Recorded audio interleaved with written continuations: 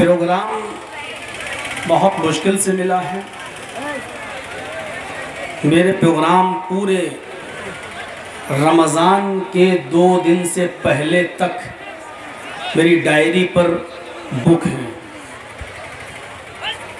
इस इलाके के नवनिर्वाचित एमएलए जिनको अभी आपने चुना है, मिनहाज साहब का फ़ोन हमारे पास आया और मुझे पहली मर्तबा में उनको भी मना करना पड़ा कि मेरे पास अभी प्रोग्राम की कोई डेट खाली नहीं है, मैं देखता हूँ, मैं कल शाम तक या परसों सुबह तक आपको कुछ खबर देता हूँ, बताता हूँ। फिर मैंने जहाँ प्रोग्राम दिया था ये देखने लगा कि किस जगह का इश्तिहार छपा है, किस जगह का इश्तिहार नहीं छपा। तो बड़ी मुश्किल से मुझे मालूम हुआ ये 29 तारीख जो आज आपके यहाँ ये जलसे की डेट है, ये डेट मेरी मिदनीपुर की थी, लेकिन मिदनीपुर वालों ने इश्तिहार छापा नहीं था। तो मैंने उनसे कहा कि आप अभी रुक जाइए, इश्तिहार नहीं छापा है तो हम आपको ये प्रोग्राम बाद में दे देंगे, अभी मुझे किसी ख़ास जगह इस प्रोग्राम को देना है। तो उन लोगों ने खुशी खुशी हमें इस बात की इजाज़त दे दी। मौलाना इश्तिहार नहीं छपा इसलिए मैं दे रहा हूँ, अगर हमारा इश्तिहार या हैंडबिल छप जाता तो मैं आपको नहीं देता। मैंने एमएलए साहब को फ़ोन लगाया और मैंने कहा कि ये 29 तारीख आप दे दीजिए जिनको आपको देना है, जहाँ के लिए आप बात कर रहे थे, और 29 तारीख ये डन हो गई।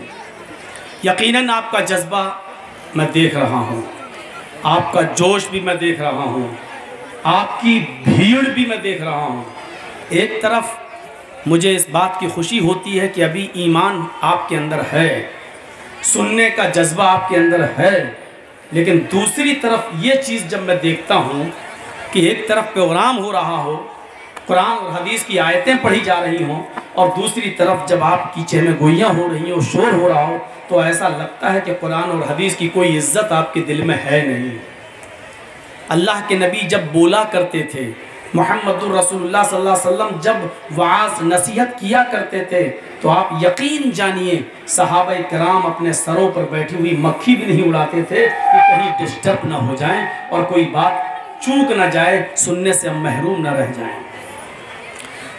ये प्रोग्राम लेने के लिए बहुत फ़ोन लगाए गए एमएलए साहब की तरफ से, और ये प्रोग्राम आपको दिया है तो आप इसकी कदर कीजिए। आप खुश नसीब हैं कि आप इस वक्त बंगाल के अंदर उस सरकार की शरण छाया में हैं जिसकी दुआएं हमने मांगी थी।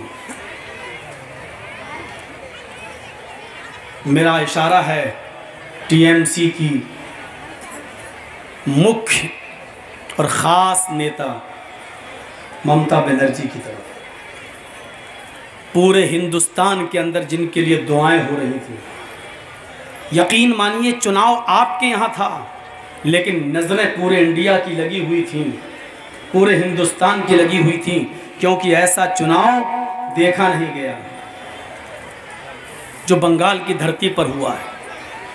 कोरोना के पीरियड पर किस तरीके से और कौन कौन नहीं आया यहाँ, मोदी जी, योगी जी, अमित शाह, सारी ताकतें लगा दी गई थी। एक तरफ मीडिया इनका प्रचार दिखा रही थी तो दूसरी तरफ मीडिया ये भी दिखा रही थी कि ममता का मौलाना, हमें भी नंगा कर रही थी।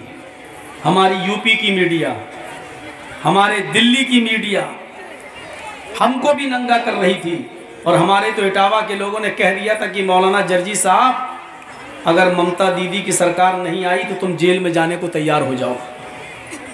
ये हालात पैदा हो गए थे, इतना हमको रुसवा किया जा रहा था टीवी पर, इतना जलील, लेकिन हमने हिम्मत नहीं हारी।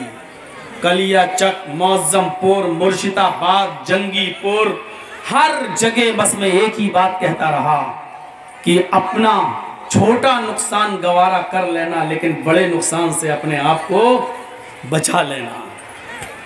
मेरी नज़रें बहुत थीं। करिंदगी विधानसभा से जो चुनाव लड़े थे गौतम पाल जी, उन्होंने फ़ोन करके जब मुझे बुलाया, उन्हीं के स्टेज पर बैठकर एक लड़का मुझसे कह रहा है कि कल आप यहाँ चले आइए चकलिया में, मिन्हाज साहब का प्रचार होना है, वो टीएमसी से लड़ रहे हैं। मैंने कहा मेरी बात कराइए, अगर टीएमसी से लड़ रहे हैं तो मैं जाने के लिए तैयार हूँ। फिर उसने एक बात और कही कि कल ममता भी आ रही हैं। मैंने कहा तब तो सोने पे सुहागा है, मेरी बात कराइए। किसी तरीके से वो बेचारा फ़ोन लगाता रहा मिन्हाज साहब को, लेकिन या तो फ़ोन उठा नहीं या नॉट स्विचेबल बता रहा था कि नेटवर्क से बाहर है। वरना अगर इनसे राब्ता हो जाता, कांटेक्ट हो जाता, तो मैं यहाँ आने के लिए तैयार था। ये समझ लीजिए कि मैं मचल रहा था कि मैं किसी तरीके से यहाँ पहुँच जाऊँ। लेकिन शाम को मगरिब तक जब कोई जवाब नहीं मिल सका तो फिर मैं वापस हो गया। आज जब से मैं आया हूँ यहाँ, हमारे एमएलए साहब बेचारे सिर्फ हमारे देख रेख में लगे हैं। मैंने कहा आपको और भी काम है, आप देखिए, मैं हूँ आपकी ससुराल में हूँ, ठीक हूँ, अच्छी जगह हूँ, कोई दिक्कत नहीं है। नहीं वो लगे हैं, सादगी टपक रही है। हमें आओ मैं अपनी छत दिखाऊं। छत दिखाने गए, नंगे पैर चल रहे हैं हमारे साथ, अपनी छत पर हमको ले गए ससुराल, हमको तो चप्पल पहना दी, अपने नंगे पैर चल रहे हैं। ये सादगी हमने देखी। मैं इनको मशवरा देता हूं कि सादगी को बरकरार रखना। ये सादगी इंसान को बुलंदी के मकाम पर फाइज करती है। जितना भारी पेड़ होगा और जितना फलदार पेड़ होगा उतना ही वो झुका हुआ होगा। झुकनेंगे, जितना आप झुकेंगे उतना बुलंदी पर जाएंगे। अल्लाह ताला हम सब के अंदर से तकब्बुर, कीना, कपट निकाल दे। मैं आपसे भी गुजारिश करता हूँ, आपने जो फैसला किया है इस वक्त टीएमसी को मजबूत करने का और हमारे मिन्हाज साहब को एमएलए बनाने का, आपका फैसला बहुत हद तक कामयाब रहा। आप कामयाब रहे, क्योंकि इस वक्त हम सब की नज़रें ममता बनर्जी की तरफ थी, इस सरकार की तरफ थी। और ये था कि ऊंची चोटी का जोर लगाया जा रहा है, कहीं इस बंगाल को भी गुजरात न बना दिया जाए। इस तरफ हम लोग खौफ से डर रहे थे। आपने जिन आशाओं के साथ, मैं मिन्हाज एमएलए साहब की तरफ से आपको इस बात की गारंटी देता हूँ, जमानत देता हूँ। बहुत देर बात हुई आज हमारी, मैं मुतमईन हुआ हूँ, तब मैं ये बात आपके सामने कह रहा हूँ। आपने जिस उम्मीद के साथ इनको वोट दिया है, इंशाअल्लाह आप का वोट बेकार नहीं जाएगा। और जोर से कहो इंशाअल्लाह, एक बार फिर जोर से कहो इंशाअल्लाह। आपने जिन उम्मीदों के साथ इनको चुना है, बहुत देर तक बात हुई हमारी, 40 करोड़ रुपए का काम अभी ऑन रनिंग चालू है। अभी हुए ही कितने दिन हैं जीते हुए, अभी तो पूरा 5 साल पड़ा हुआ है। और 2024 तक इन्होंने मुझे बताया है, गिनाते जा रहे थे, बता रहे थे कि हर घर घर में फिल्टर पानी पहुंचेगा। ये काम जारी है। मेरे भाइयों, आपको मैं आश्वासन देता हूं, आपने जिस शख्स को चुना है इंशाअल्लाह वो आपकी उम्मीदों पर खरा उतरेगा, आपकी उम्मीदों को वो निराश नहीं होने देगा। और हमारा मशवरा ये है एमएलए साहब को कि आप इस मौके पर थोड़ा सा कुरान और हदीस से जुड़ते हुए सहाबा किराम के मंजर को याद रखें, नबी अकरम की सीरत का मुताला करें और देखें कि आप लोगों की परेशानियों को किस तरह सुनते थे, लोगों के मामलात किस तरह देखते थे। कोई भी आपके दरवाजे पर आए, आप उसको सुनिए और उसकी मजबूरी को समझकर और हत्तल वुसात, जितनी अल्लाह ने आपको ताकत दी हो, उसकी परेशानी को दूर करने की कोशिश कीजिए। आपकी मेहनत बेकार नहीं जाएगी, आपका वोट रायगा नहीं जाएगा।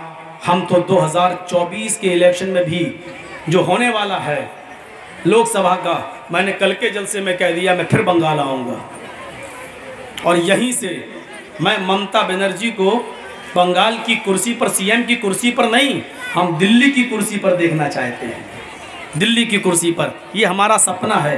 किसी पार्टी ने हमें लालच नहीं दिया है, अल्लाह की कसम मुझे कोई लालच नहीं दिया किसी भी पार्टी ने। बस मेरा एक जुनून है, मैं कहाँ तक सही हूँ कहाँ तक गलत मैं नहीं जानता, लेकिन मैं जिसे सही समझ रहा हूँ वो मैं कर रहा हूँ।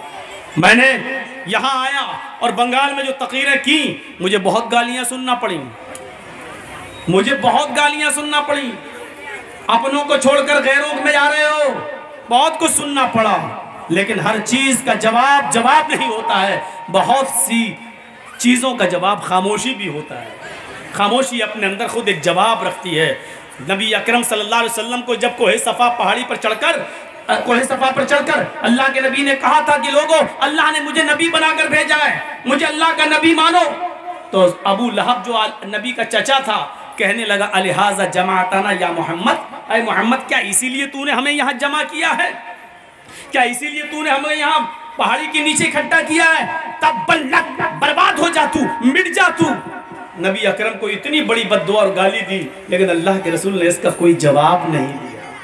हर सवाल का जवाब नहीं होता है, हर गाली का जवाब नहीं होता है। ये सीखना पड़ेगा आपको भी और हमें भी। हर वक्त आप गुस्से में आके हर टेढ़ी बात का जवाब दें तो जवाब जरूरी नहीं है। अल्लाह के नबी चाहते तो जवाब दे सकते थे, लेकिन आपने जवाब नहीं दिया, पहाड़ी से उतर गए।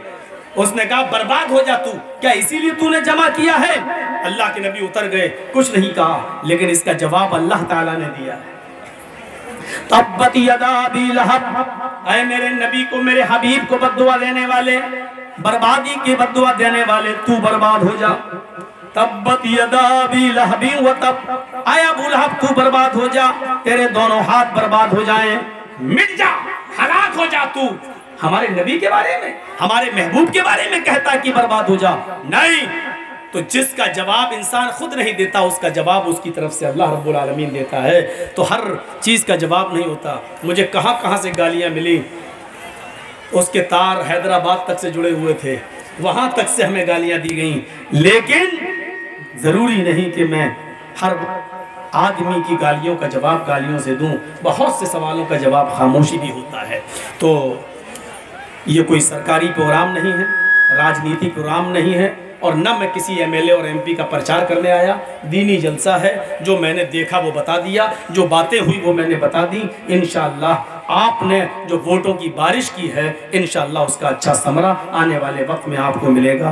और अल्लाह से दुआ कीजिए कि अल्लाह ताला हमारे एमएलए साहब को, जो बंगाल को बर्बाद करने वाली पार्टियां हैं, शक्तियां हैं, इनको इतनी ताकत दे कि बंगाल को बर्बाद करने वाली शक्तियों से लड़ सकें और उनका मुकाबला कर सकें और उनको मुंह तोड़ जवाब दे सकें।